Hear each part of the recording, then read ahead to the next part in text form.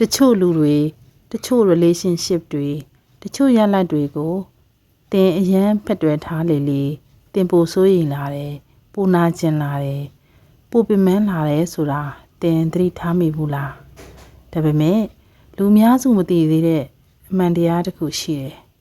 တကယ်စွမ်းအားဆိုတာအရာအလုံးကိုအတင်းဖန်ဆုပ်ထားခြင်းမှမရှိပါဘူးလွှတ်ချနိုင်ခြင်းမှသာရှိပါတယ်ဒီဗီဒီယိုမှာတော့လွှတ်ချနိုင်ခြင်း detachment ကဘာလို့သင်ဘဝကိုပြောင်းလဲနိုင်တဲ့ super power ဖြစ်စေတာလဲလူတွေကိုဖက်တွယ်မထားတော့တဲ့အချိန်ဖမ်းဆုံမထားတော့တဲ့အချိန်မှာဘာလို့သင်ကပိုးပြီးတန်ဖိုးရှိလာတာလဲပြီးတော့စိတ်ငြိမ်းချမ်းမှုအစစ်ကိုဘယ်လိုရနိုင်မလဲဆိုတာကိုဒီဗီဒီယိုထဲမှာပြောပြသွားမှာဖြစ်ပါတယ်ဒါကြောင့်တဲ့ထွေးနဲ့တိုက်ဆိုင်နေဆိုရင်ဒီဗီဒီယိုကိုအဆုံးထိကြည့်သွားပေးပါဟုတ်လေလူအများစုကပေါ့နော်ကိုချစ်တဲ့အရာဒါမှမဟုတ်ကိုအရန်လိုချင်တဲ့အရာတစ်ခုခုကိုမြဲမြဲစုပ်ကင်ထားမှဘယ်လိုပြောမလဲမလွတ်ကံဖန်ဆုပ်ထားမှပဲလုံခြုံမယ်လို့ထင်တတ်ကြတာလေဟုတ်တယ်ဗျာအဲ့လိုပဲထင်တတ်ကြတာများတယ်ဒါပေမဲ့လေတကယ်လမ်းကျမတို့တွေနေ့စဉ်နဲ့မြဆင်းရဲဒုက္ခခံစားရတာတွေစစ်ပူပန်ရတာတွေအထူးအကြောင်းရင်းကအဲ့ဒီလိုရာထက်ပိုပြီးအတင်းအချက်စုပ်ကင်ထားလို့များဖြစ်နေမလားပေါ့ဆိုတော့ဒီအတွဲကတော်တော်လေးကိုစိတ်ဝင်စားဖို့ကောင်းတယ်ရှင်ဒါကတကယ်ကိုတတိထားမိစရာပဲဗျာကျွန်တော်တို့လူအဖွဲ့အစည်းမှာဆိုရင်လေဒီတွေ့တာချင်းပေါ့ဖက်တွေ့ထားခြင်းကိုချစ်ချင်းမေတ္တာဒါမှမဟုတ်ဂရုစိုက်မှုလို့အတိတ်ပဲဖွင့်ဆိုလေးရှိကြတယ်လေဟုတ်တယ်မှန်တယ်မြေတဲ့လို့ပဲမြင်ကြတာကူကတခုခုကိုအညာလိုချင်ရင်နေရောညပါအဲ့ဒီအကြောင်းပဲတွေးနေရမယ်လူတယောက်ကိုချစ်ရင်သူ့ကိုအချိန်ပြည့်သိမ့်ပဲထားချင်ရမယ်ဆိုတဲ့အယူဆတွေကပြန့်နှံ့နေတာကိုဗျဒါပေမဲ့လက်တွေ့မှာကျတော့အဲ့ဒီအလုံးကျွမ်းတွေ့ထားမှုကကြောက်ရွံ့မှုနဲ့စိုးရိမ်ပူပန်မှုတွေကိုပဲစမပြတ်မွေးဖွားပေးနေတာကဲဒါဆိုရင်ဒါကိုတိကျလေးဖီတွေးကြည့်အောင်ရှင်ကျမတို့ဒီနေ့အသေးစိတ်လေးလာဆွေးနွေးမဲ့အကြောင်းအရာကလေစာအုပ်တွေအစိုးအမိတ်တွေအများကြီးတဲ့ကနေထုံနှုတ်ထားတဲ့ detachment ဆိုတဲ့ဆွန့်လွတ်နိုင်ခြင်းအမှုပညာပဲဖြစ်ပါတယ်စေဝင်စားစရာပဲဒီခေါင်းစဉ်ကတော်တော်လေးနည်းနေတယ်ဗျဟုတ်တယ်ရှင်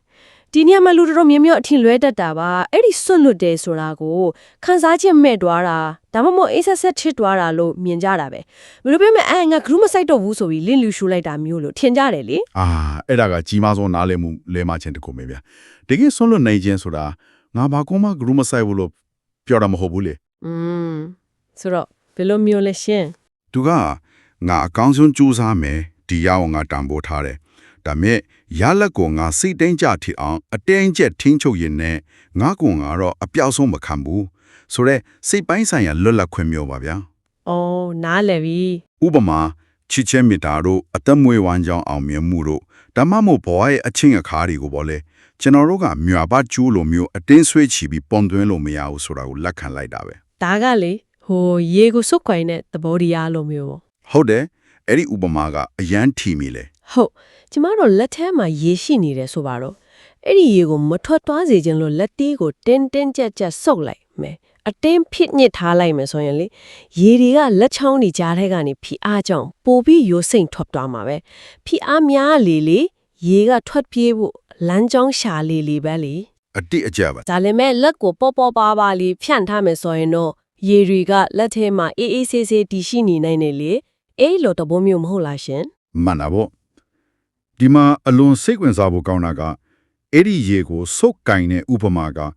ယူပါပိဒတဘောတရားနဲ့တင်မကပဲစိတ်ပညာနဲ့ပါအတိအကျကိုက်ညီနေတာပဲပြောတကယ်လားဘယ်လိုမျိုးကိုက်ညီတာလဲကျွန်တော်တို့ကအရာတစ်ခုကိုအတင်းအကျပ်ထင်းချုပ်ဖို့စ조사လေးစန့်ကျင်ဘတ်တဲ့ရောက်မှုတွေပိုဖြစ်လာလေပါပဲ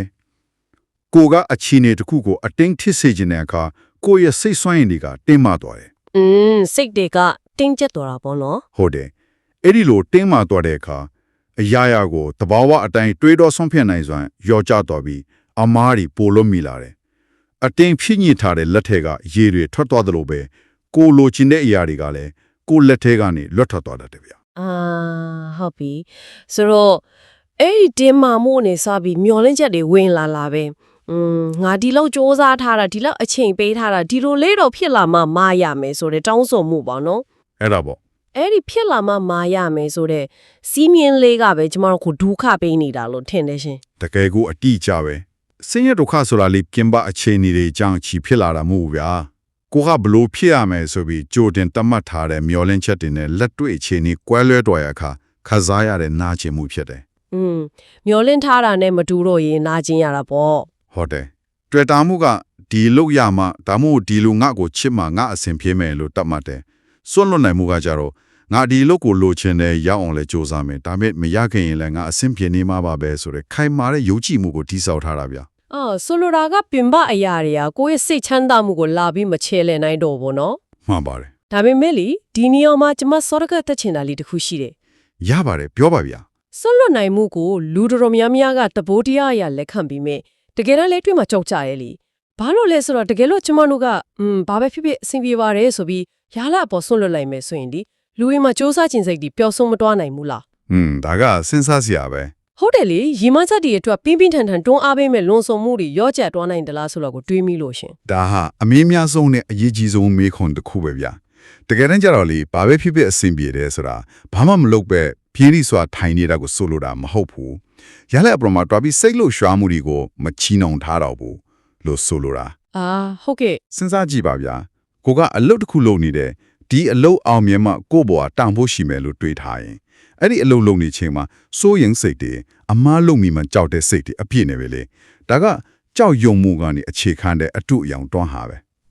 အခုမှသဘောပေါက်ပြီကိုကစ조사တော့စ조사နေတယ်ဒါပေမဲ့အဲ့ဒီစ조사မှုကကြောက်ရွံ့မှုကနေအခြေခံလာဖြစ်နေတယ်ပေါ့ ဟုတ်တယ် ပြကွက်မှာကိုကြောက်လို့အတင်းရုန်းကန်နေရတာမျိုးပြောတာမလားရှင် အဲ့ဒါကိုပြောတာဗျာဒါပေမဲ့စွန့်လွတ်နိုင်တဲ့သူတယောက်ကကြတာသူ့ရဲ့စိတ်ပိုင်းဆိုင်ရာလုံခြုံမှုကပြည့်ဝနေပြီပြည်သားလေဒါကြောင့်သူလုပ်တဲ့အလုပ်ကိုအကြောက်တရားနဲ့မလုပ်တော့ပဲတကယ်ဖန်တီးခြင်းတဲ့စိတ်လုပ်ငန်းစဉ်ကိုတကယ်နစ်တဲ့စိတ်နဲ့အာယုံစိုက်ပြီးလုပ်နိုင်သွားတယ် ပို့ပြီးလွတ်လပ်သွားတဲ့သဘောပေါ့ ဟုတ်တယ်ဗျာအဲ့ဒီအခါမှာထွက်လာတဲ့ရက်လက်ကလေအကြောက်တရားနဲ့ဖိအားတွေကြကလုပ်တဲ့ရက်လက်တဲ့အများကြီးပိုကောင်းနေတတ်တယ် ဒါလည်းလူတွေရဲ့စွမ်းရင်ဆွဲဆောင်မှုလို့ခေါ်တဲ့ magnetic energy ကိုရှင်းပြလိုက်တယ်လို့ပဲအတင်းကျပ်လိုလားတောင်းတနေတဲ့သူတွေစီကနေအခွင့်အရေးတွေနဲ့လူတွေကဝေးကွာသွားတတ်ပြီးတင်ငင်မှုနဲ့ယုံကြည်မှုရှိတဲ့သူတွေကကြတော့အရာရာကိုတဘာဝကြဆွဲဆောင်နိုင်တယ်ဆိုတာလေ မှန်ပါတယ်ဒီဆွဲဆောင်မှုဆိုတာရိုးဝဆန်းကျဲတဲ့ຢာမဟုတ်ပါဘူးစိတ်ပညာရကြည့်ရင်အရန်ရှင်းတယ်ဗျာ ဟုတ်ဥပမာလေးပြောပြပါလားရှင် လူတစ်ယောက်ကအရန်တောင်းတနေတယ်ပေါ့နော် desperate ချစ်နေတယ်အတင်းကျပ်လုပ်နေတယ်ဆိုပါစို့ဥမာအဲ့လို interview တစ်ခုမှာပေါ့ကိုကဒီအလုပ်မရရင်တေတော့မယ်ဆိုတဲ့အမူအရာမျိုးနဲ့ဖြေနေတယ်ဆိုရင် interview လုပ်တဲ့သူကချက်ချင်းသတိထားမိတယ် ဟုတ်တယ်သူတို့ခံစားမိမှာပေါ့ အဲ့ဒီမှာဒီလူကအလုပ်ကိုတာဝန်ယူနိုင်စွမ်းထက်သူ့ရဲ့လိုအပ်ချက်ကပိုချီးနေတယ်ဆိုတာကိုအလိုလိုခံစားမိသွားပြီးနောက်ဆုတ်သွားတတ်ကြတယ်ဆက်ဆံရည်ဒီမှာလည်းဒီလိုပဲလေ လိုင်းထက်ခါတလဲလဲပို့တယ်ဖုန်းလေးထက်ခေါ်တယ်ပေါ့နော် ဟုတ်တယ်တော်များများလွတ်တတ်ကြတယ် အဲ့လိုလို့ရက်ဒီအားငါမှမေးမရှိမဖြစ်ဘူးဆိုတော့မပြေဆုံးမှုစိုးရိမ်မှုစွမ်းရင်ကိုထုတ်လွှတ်နေတာပဲလေအဲ့ဒီခါတစ်ဖက်လူကအလိုလိုအသက်ရှူကျက်လာပြီးကိုကနေနီမိတ်တွေကိုကြော်လွန်နေပြီလို့ခံစားရကထွက်ပြေးဖို့စ조사တော့တာပဲရှင် အဲ့ဒါပါပဲဒါပေမဲ့ကိုယုံကြည်မှုရှိပြီးတီငြိမ်နဲ့ရလက်အပေါ်မှာချုပ်ကင်မထားတဲ့သူတယောက်ရဲ့အမူအရာကလွတ်လပ်တဲ့နေရာလွတ်တစ်ခုကိုဖန်တီးပေးတယ်ဗျ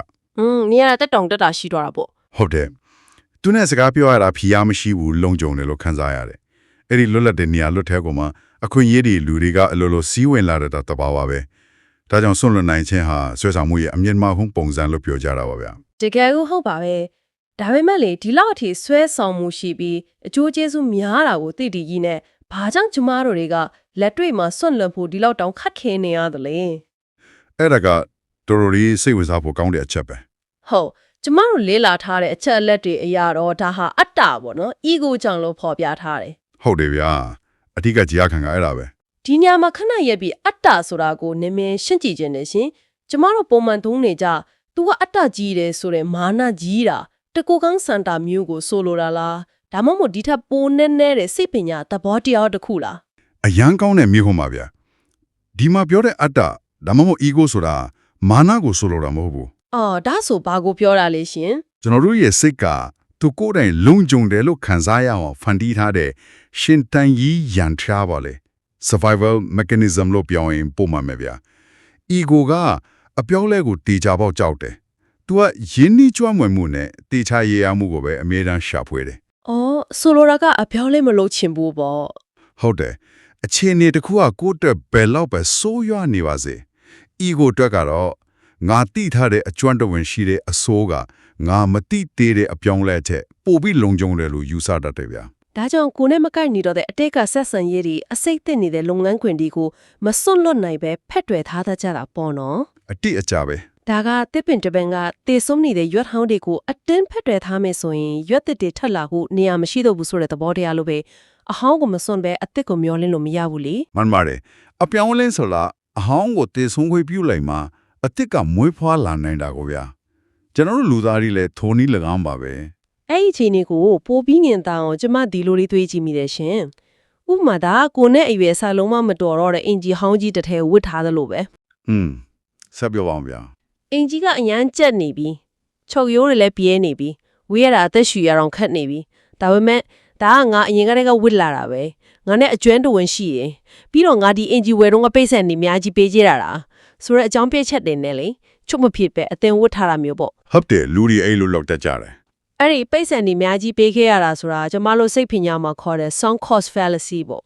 ငါချင်းနေတန်ရောစင်နေအများကြီးယဉ်နီးမြုပ်နိုင်ခဲ့ပြီမို့လို့အခုမှလက်မလွတ်နိုင်ဘူးဆိုတဲ့အတိုက်ရထောင်ချောက်ပဲရှင်အဲ့ဒီအင်ဂျီကိုချွတ်လိုက်ရမှာထက်အသက်ရှူချက်ခံပြီးဆက်ဝတ်ထားတာကပိုလုံးကြုံတယ်လို့ထင်နေတာ အတိအကျပဲဗျအဲ့ဒီအင်ဂျီဟောင်းကိုချွတ်လိုက်ရင်ငါဘာတူလဲငါဘာဆက်လို့ရမလဲဆိုတဲ့အမီမတိအခြေအနေကြီးကိုရင်ဆိုင်ရမှာကိုဤခိုဟာကြောက်တာလीတကယ်တော့ကိုတေးချောင်မသိလို့ဖြစ်မှာပါ ဟုတ်တယ်မိမိရဲ့ကိုယ်ပိုင်လက္ခဏာကိုအဲ့ဒီအင်ဂျီနဲ့ထားတွဲထားတာကိုဗ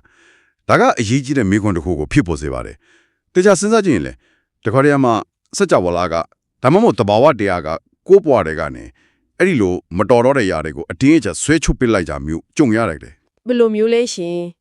်အလုတ်ပြုတ်သွားတာယူတီရဲ့လမ်းခွဲကန်ရတာမျိုးလား အဲ့ဒါပေါ့ဗျာအဲ့ဒီခါကျွန်တော်တို့ကနားကျင်ရတယ်ငါ့ကိုများလောကကြီးကအဖြစ်ပေးနေတာလားလို့တွေးတယ်ကြတယ်လေ တကယ်တမ်းကျတော့အဲ့ဒါပြစ်ဒဏ်ဖဲတာမဟုတ်ဘူးပေါ့နော် လုံးဝမဟုတ်ပါဗျာအဲ့ဒါကျွန်တော်တို့ရောက်တဲ့ရောက်ထိုက်တဲ့နောက်ထပ်အဆင့်တစ်ခုနေရာတစ်ခုကတော့မလိုအပ်တော့တဲ့ຢာတွေကိုရှင်းလင်းပြီးနေရာဖယ်ပေးလိုက်တာဖြစ်ပါတယ် အော်အဲ့ဒီလိုရှုမြင်လို့ရတာပဲ ဟုတ်တယ်လေကိုကကော့သဘောနဲ့ကိုအင်ဂျီဟောင်းကိုမချွတ်တဲ့အခါလောကကြီးကအတင်းဆွဲချွတ်ပေးလိုက်တဲ့သဘောပါပဲဒါဟာနာကျင်စရာလို့ထင်ရပေမဲ့တကယ်တော့ကြီးမားတဲ့ကြီးစုပြုမှုတစ်ခုပါဗျာ တကယ်ကိုတွေးချက်စရာပဲရှင်အခုကျမတို့စွန့်လွတ်ခြင်းရဲ့အယူဆပိုင်းဆိုင်ရာတွေကိုအတော်လေးနည်းနည်းဆိုင်ဆွေးနွေးခဲ့ပြီးဒီတော့ဒါကိုလူသားတွေရဲ့တခိအလွယ်ဆုံးအရှုပ်ထွေးဆုံးကန်တာတစ်ခုဖြစ်တဲ့ဆက်ဆံရေးကန်တာမှာဘလို့လက်တွေ့အတုံးချမလဲဆိုတာစကြည့်အောင် ကောင်းပါပြီစစ်ဆန်ကြီးကအရေးကြီးတယ်ဗျာ ကျမတို့ချစ်သူကြီးစားဒါမှမဟုတ်ဇနီးမောင်နှံဆက်ဆံရေးတွေကိုကြည့်မယ်ဆိုရင်အစားပိုင်းမှာအရန်ချစ်ကြတယ်ဂရုစိုက်ကြတယ်လေဒါပေမဲ့နောက်ပိုင်းမှာလိုတာတဲ့ပိုပြီးတွေ့တာလာကြတယ် မှန်တယ် အဲ့ဒီခါကိုယ်ပိုင်လက္ခဏာတွေပျောက်ဆုံးလာပြီးတပားသူပေါ်မှာဒါမိမိရဲ့ပျော်ရွှင်မှုကိုမှီခေါ်လာတတ်ကြတယ်ပြဿနာတွေကအဲ့ဒီကစတာပဲရှင် ဆက်ဆံရေးမှာအဲ့ဒီလိုမိခိုမှုတယောက်နဲ့တယောက်ရောထွေးတော်မှုကအင်မတန်အန္တရာယ်များပါတယ်ဗျာမင်းမပိုင်ရင်ငါမရှင်းထန်နိုင်မှုဆိုတဲ့စကားကယူရှင်တွေထဲမှာယိုမန်တိဆန်ပေးမယ်လက်ထွေဘဝမှာတော့အစိတ်အတောက်ထစ်စေတယ် တကယ်ပါပဲလက်တွေ့မှာတော့မလွယ်ဘူး ကိုယ့်ရဲ့ပျော်ရွှင်မှုကသူ့အပေါ်မှာရခိုင်နှုံးပြီးမူတည်နေပြီဆိုရင်ပြစ်ပယ်ခံရမှာကိုကြောက်တဲ့စိတ်အမြင်ခံရမှာကိုကြောက်တဲ့စိတ်ကဝင်လာပြီလေ အဲ့ဒီကနေဘာစဖြစ်တယ်လဲရှင် အဲ့ဒီကြောက်စိတ်တွေကနေတဆင့်တစ်ဖက်လူကိုထိချုပ်ခြင်းစိတ်တွေဖြစ်လာတယ်ဗျသူဖုန်းကိုခိုးကြည့်ခြင်းလာမယ်သူပဲတော့စိတ်ပူနေမယ်ပေါ့ဒါဟာချစ်ချင်းမေတ္တာမဟုတ်တော့ဘူးပိုင်ဆိုင်လုံးမှုနဲ့ကြောက်ရွံ့မှုတက်တက်ထက်သွားပြီလေ ဆွလွတ်နိုင်တဲ့ချစ်ချင်းမေတ္တာကကျတော့ကွာခြားသွားပြီပေါ့သူကတင့်ကိုနက်နက်ရှိုင်းရှိုင်းချစ်ပါလေ group ဆိုင်ပါလေဒါပေမဲ့တင့်ကိုအပိုင်းသိမ်းမထားဘူးပြီးတော့ကိုအပြည့်ဝရက်တည်နိုင်အောင်လဲကိုချစ်ပါတယ်လို့ဆိုတယ်လေ အဲ့ဒီစိတ်တက်ကအရင်မှန်တယ် ဒါဟာထိန်းချုပ်မှုကင်းတဲ့ချစ်ဆက်မှုလို့ခေါ်မလား connection without control ပေါ့ဒီလိုနေနိုင်ဖို့ဆိုတာတော်တော်လေးတော့ခက်ခဲတဲ့အမှုပညာပဲရှင် ခက်ခဲပါတယ်ဗျဒါပေမဲ့ဒီနေရာမှာတကယ်ကိုစိတ်ဝင်စားစရာကောင်းလာတာပဲဗျ ဟုတ်ကဲ့ပါများလဲရှင် ကိုကကိုယ့်ရဲ့ပျော်ရွှင်မှုဟာတစ်ဖက်လူပေါ်မှာယာဂိုင်နှံပြည့်မမီခေါ်နေဘူးငါဟာလည်းကိုယ့်ခြေထောက်ပေါ်ကိုရက်တည်နိုင်တယ်ကိုယ့်ဝါသနာနဲ့ကိုယ်ပျော်ရွှင်နိုင်တယ်ဆိုတာကိုလက်တွေ့ပြသနိုင်တဲ့အခါအဲ့ဒီယုံကြည်မှုကတစ်ဖက်လူကိုပိုပြီးဆွဲဆောင်နိုင်သွားတယ် အော်ဟုတ်ပြီသူတို့ကကိုပိုးပြီးလေးစားလာတာပေါ့ မာနာပေါ့တစ်ဖက်လူကလည်းကိုယ့်ကိုဝန်ထုတ်ဝန်ဖို့တစ်ခုတာဝန်ကြီးတစ်ခုလို့မမြင်တော့ပဲလွတ်လပ်တဲ့အဖော်မှုတွေရောဖြစ်ပိုးပြီးတန်ဖိုးထားလာတတ်တယ်ဗျာဒါကိုပို့ချေပြန်တဲ့ရှုထုံးတဲ့ဆက်ကြည့်မယ်ဆိုရင်လည်းအဆက်မပြတ်ဆိုရင်ပူပန်နေတာငါကိုချစ်တွေ့ရလားငါကိုထားတော်မလားဆိုပြီးအချိန်တိုင်းစစ်ဆေးနေတာတွေကိုရက်တန်းလိုက်တဲ့အခိုက်အတန့်ဟာဆက်ဆံရေးကိုတဘာဝတိုင်းရှင်းတန်ခွင့်ပြုလိုက်တာပါပဲ ညီမချက်တွေကိုဖြစ်ချင်တဲ့စံသားတွေကိုအကောင့်အထည်ဖော်တဲ့နေတာမှာတော့ပေါ့ manifestation မှာလည်းဒီတိုင်းပဲလို့ထင်ပါရှင် ဟုတ်တယ်အတူတူပဲဗျာ အတင်းကျပ်လိုချင်နေတာကငါမှဒါမရှိသေးဘူးငါမပြည့်စုံသေးဘူးဆိုတဲ့စွမ်းရင်ကိုပဲအဆက်မပြတ်ထုံးလွှတ်နေတယ်လို့ဖြစ်နေတယ်ဥပမာလေးကိုကယာတူတိုးချင်နေတယ်ပေါ့အဲ့ဒီအတွက်အလုပ်တင်အများကြီးလုပ်တယ်ပြီးတော့ရုပ် ဒါပေမဲ့အချိန်တိုင်းမှာဘယ်တော့ယာတူတိုးမလဲဆိုပြီးအထက်လူကြီးရဲ့မျက်နှာကိုပဲထိုင်ကြည့်နေမယ်သူများတွေယာတူတိုးတော့မနာလို့ဖြစ်နေမယ်ဆိုရင်အဲ့ဒီမပြည့်စုံတဲ့စွမ်းရင်ကပဲကိုယ့်ရဲ့တိုးတက်မှုကိုနောက်ဆွဲနေတယ်လို့ဖြစ်သွားမယ်လေ အဲ့ဒါဟာအလမန်ခံတဲ့ထောက်ပြချက်ပါပဲဗျာလိုချင်တဲ့ဖမ်းနိုင်အတွက်အလုပ်လုပ်ရမယ်အကောင်းဆုံးစူးစမ်းရမယ်ဒါပေမဲ့အချိန်တိုင်းယာလက်ကိုထိုင်ဆောင်ကြည့်နေတာတန်တရက်ဝင်နေတာအချင်းကိုအတင်းကျပ်တတ်မှတ်ပြီးဒီလောက်အချိန်တွင်းမှာဖြစ်ကိုဖြစ်ရမယ်ဆိုပြီးဖိအားပေးနေတာတွေကိုစွန့်လွတ်ရမယ် ဟုတ်ကဲ့ အဲ့ဒီလိုလွတ်ချလိုက်နိုင်မှသာယုံကြည်မှုစွမ်းရင်ကအလုပ်လုပ်ပြီးကိုအာယံစိုက်ထားတဲ့အလုပ်ကနေတရှင်းကိုလိုချင်တဲ့ຢာတွေကတဘာဝကြကြရောက်လာတတ်ပါတယ်ဗျာအတင်းဖိအားပေးလေပိုဝေးလေပါပဲ ဒါဆိုရင်ဒီသဘောတရားတွေကိုကျမတို့နေ့စဉ်ဘဝမှာလက်တွေ့ဘယ်လိုကျင့်သုံးကြမလဲ theory တွေစိတ်ပညာအမြင်တွေအများကြီးဆွေးနွေးခဲ့ပြီးပြီဆိုတော့မြေပြင်အခြေအနေကိုစဉ်းကြည့်အောင်ရှင် ကောင်းတာပေါ့လက်တွေ့ကအရေးကြီးဆုံးပဲ ဟုတ်ကျမတို့လေ့လာထားတဲ့အချက်လက်တွေအရအဓိကလက်တွေ့ကျင့်သုံးရမယ့်အဆင့်၄ဆင့်ကိုတွေ့ရတယ်ဒါကိုတကယ်လက်တွေ့ဥပမာတစ်ခုနဲ့ရှင်းကြည့်ကြမလားဥပမာလူတစ်ယောက်ကအရေးကြီးတဲ့အလုပ်အင်တာဗျူးတစ်ခုဖြေထားပြီးရလဒ်ကိုစောင့်နေတဲ့အခြေအနေမျိုးပေါ့ရှင် ကောင်းတဲ့အကြံဉာဏ်ပဲဗျာအစင်တိတ်ကရလက်တွေကိုထိန်းချုပ်ဖို့မကြိုးစားပဲမိမိလက်ဆောင်ရမယ့်အဖြူမူကြီးကိုသာအာယုံစိုက်ရန်ဖြစ်ပါတယ် ဒီအင်တာဗျူးဥပမာမှာဆိုရင်ဘယ်လိုလုပ်ရမလဲ ဒီမှာဆိုရင်ကိုလုံးနိုင်တာကအင်တာဗျူးအတွက်အကောင်းဆုံးပြင်ဆင်မယ်မေးခွန်းတွေကိုယုံကြည်မှုရှိရှိဖြေဆိုမယ်ဒါပဲလေဗျာ ဟုတ်တယ်ကိုလုံးနိုင်ကအဲ့ဒါပဲရှိတာ အင်တာဗျူးပြီးသွားတဲ့အခါသူတို့ကိုရွေးမလားမရွေးဘူးလားဆိုတာကကုမ္ပဏီရဲ့ဘတ်ဂျက်တို့တခြားယွန်ပြိုင်သူတွေရဲ့အရေးချင်းတို့စတဲ့ကိုထိန်းချုပ်လို့မရတဲ့အချက်တွေများကြီးပေါ်မူတည်နေတယ်လေအဲ့ဒီရလက်ကိုထိုင်ပြီးစိတ်ပူနေမယ့်အစားကိုယ့်ရဲ့အရေးချင်းကိုဆက်ပြီးမြင့်တင်နေဖို့ရလို့ပါတယ်ဗျာ ဟုတ်ပါပြီအစစ်နစ်ကအခြားသူတွေကိုစိတ်ပိုင်းဆိုင်ရာမိခိုနေရခြင်းကိုရှော့ချနိုင်ဖို့အတွက်မိမိကိုယ်တိုင်နဲ့အတူရှိနေတဲ့အချိန်တွေကိုနစ်သက်မျက်နှိုးတက်အောင်လေ့ကျင့်ရတဲ့ ဒါကတော်တော်လေးအရေးကြီးတယ် ကိုယ့်ဘာသာကိုတီတီငြိမ်ငြိမ်နေတတ်အောင်စာအုပ်ဖတ်တာဖြစ်ဖြစ်လမ်းလျှောက်တာဖြစ်ဖြစ်လုပ်ပြီးစိတ်ကိုငြင်းချအောင်ထားဖို့လေ့ကျင့်တာမျိုးပေါ့ဒါမျိုးလားရှင် မှန်ပါဘူးတယောက်တည်းနေရတာကိုကိုယ်အတွင်းနဲ့ကိုယ်နေရတာကိုကြောက်နေတယ်သူများပေါ်ပဲဖြစ်ဖြစ်ပြင်ပရလက်တဲ့ပေါ်ပဲဖြစ်ဖြစ်မိခိုနေအောင်မှာပါပဲဗျာ ဟုတ်တယ်ဆက်ပြီးအစင်3ကိုကြည့်အောင်ရှင် ဟုတ်ကဲ့အစင်3ကမိမိအတွက်တကယ်ရည်ရွယ်ထားတဲ့ရားတွေဟာမိမိကိုယ်ကိုဖြည့်ဆည်းပစ်ရှာမလို့ပဲရရှိလာလိမ့်မယ်ဆိုတာကိုအမြဲတတိယရန်လို့ဆိုထားတယ်ဒါကတော်တော်လေးနတ်နေတယ်ဗျာ တကယ်နဲ့နဲတယ် အကယ်၍အဲ့ဒီအလုပ်ကိုမရခဲ့ဘူးဆိုရင်ငါညက်လို့ငါမကောင်းလို့ကိုအပစ်တင်နေစရာမလိုဘူးဒီလောက်ကကိုယ့်အတွက်အချင်းခါမကြတဲ့လို့ဒါမှမဟုတ်ကိုနဲ့တကယ်မကိုက်ညီလို့လွဲသွားတာလို့မှတ်ယူနိုင်ရမယ်ဗျ ကိုတန်ဖိုးထားတတ်ရမယ်ပေါ့ ဟုတ်တယ်အတင်းအကျပ်လိုက်လူနေရတာကိုတန်ဖိုးကို short ချပြီးမှရလာမဲ့အရာတွေဟာကိုအတွက်တကယ်ရည်ရွယ်ထားတာမဟုတ်ဘူးလို့သဘောပေါက်အောင်မယ် တကယ်မှမရှင်ကျမတို့ဘဝမှာပြန်ကြည့်လိုက်ရင်ကိုအရန်လိုချင်ခဲ့ပြီးမရခဲ့တဲ့အရာတွေကနောက်ပိုင်းမှာကိုအတွက်ပိုကောင်းတဲ့အခွင့်အရေးတွေဖြစ်လာတာအများကြီးရှိခဲ့ဘူးမှာပဲ အဲ့ဒါပေါ့ နောက်ဆုံးအဆင့်၄ကတော့အနှင်းထားခြင်းဟို surrender ပေါ့နော်အဲ့ဒီ surrender ကိုအားနည်းချက်တစ်ခုအဖြစ်မမြင်ပဲယုံလုံးပေါ်မလာတည်တဲ့အရာတွေပိုယုံကြည်မှု trust တစ်ခုအဖြစ်လေ့ကျင့်ရန်ပဲဖြစ်ပါတယ်ရှင် ဒီစကလုံး surrender ဆိုတာလက်မြောက်အရှုံးပေးတာမဟုတ်ပါဘူးဗျာငါအလုပ်ကိုအကောင်းဆုံးလုပ်ပြီးချန်တာကိုတော့ဖြစ်တဲ့ဖြစ်တိုက်တဲ့အတိုင်းဖြစ်လာပါစေဆိုပြီးလောကကြီးရဲ့အစီအစဉ်ကိုယိုကြည်လိုက်တာပါ ဒါဆိုရင်ဒါတွေအားလုံးကဘာကိုဆိုလိုတာလဲရှင်ကျမတို့ဘာရလိုက်မလဲ ဒီအချက်၄ချက်ကိုမိစဉ်ဘဝမှာတကယ်ကျင့်သုံးလာနိုင်ပြီဆိုရင်လေပြုပြင်ပြောင်းလဲမှုရဲ့အနှစ်သာရကိုအပြည့်အဝခံစားရပါလိမ့်မယ်ဗျာပြင်ပကအရာတွေလူတွေရလက်တွေကမိမိရဲ့တံပိုးကိုလာပြီးမတတ်မှတ်နိုင်တော့ဘူးဆိုတာကိုသဘောပေါက်သွားလိမ့်မယ် အာဟုတ်ပြီ အဲ့ဒီအမှန်တရားကိုအပြည့်အဝသိရှိသွားတဲ့အခါအဲ့ဒီလူတစ်ယောက်ဟာဘယ်အရာကောင်းမှဖြိုခွေးလို့မရအောင်တားဆီးလို့မရနိုင်တော့အောင်ဆွမ်းအားကြီးမားတော့ပါပြီဗျာအဲ့ဒါဟာအစစ်မှန်လွတ်လပ်မှုပါပဲ တကယ့်ကိုပြည်စုံတဲ့တုံ့သက်ချက်ပါပဲရှင်အားလုံးကိုခြုံငုံကြည့်လိုက်မယ်ဆိုရင်လေအကယ်၍ဘဝကတင့်ကိုတစ်ခုခုကိုဆွန့်လွတ်ဖို့လက်လွတ်လိုက်ဖို့တွန်းအားပေးနေခင်ရင်အဲ့ဒါဟာအပြစ်ပေးခြင်းမဟုတ်ဘဲအစင်တစ်ခုစီတို့ကူပြောင်းခြင်းနာဖြစ်တယ်ဆိုတာကျွန်တော်တို့မြင်တွေ့ခဲ့ရပါတယ် ဟုတ်ပါတယ်ဗျာ မိမိရဲ့အတွင်းစိတ်ငင်းချက်မှုမိမိရဲ့တငုံနဲ့ပျော်ရွှင်မှုတို့ဟာအလုတ်အကိုင်ငွေကြေးဒါမှမဟုတ်တခြားလူတစ်ယောက်ရဲ့ချစ်ခင်မှုစတဲ့ယာယီအရာတွေအပေါ်မှာမိခွာမနေဘူးဆိုတာနားလည်သွားခြင်းကပဲဒီ detachment ရဲ့အကြီးမားဆုံးသောလွတ်လပ်မှုဖြစ်ပါရှင် အတိအကျပဲဗျာ